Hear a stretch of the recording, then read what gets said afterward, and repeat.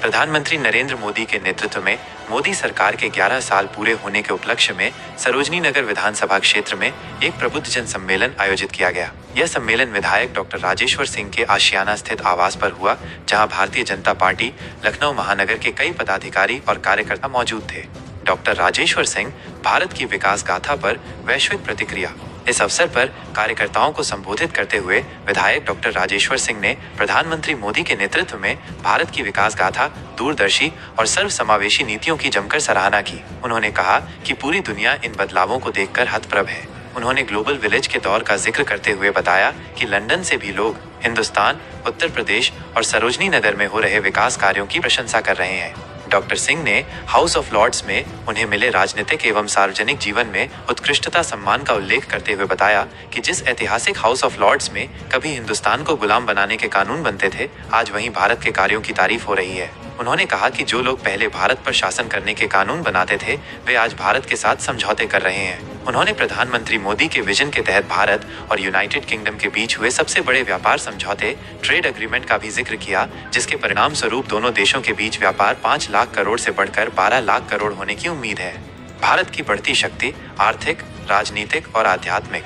Doctor Rajeshwar Singh ने जोर देकर कहा कि आज भारत और यूके बराबरी पर हैं। उन्होंने महाकुंभ के दौरान प्रयागराज में 65 करोड़ लोगों के शांतिपूर्वक स्नान करने और सनातन की शक्ति से दुनिया के आश्चर्यचकित होने का उदाहरण दिया। उन्होंने बताया कि केवल मई के महीने में देश में 19 लाख करोड़ का लेन देन हुआ, जो प्रधानमंत्री मोदी के नेतृत्व में हुए बदलाव को दर्शाता है। आज भारत यूके को पीछे छोड़ते हुए चौथी सबसे बड़ी अर्थव्यवस्था बन गया है।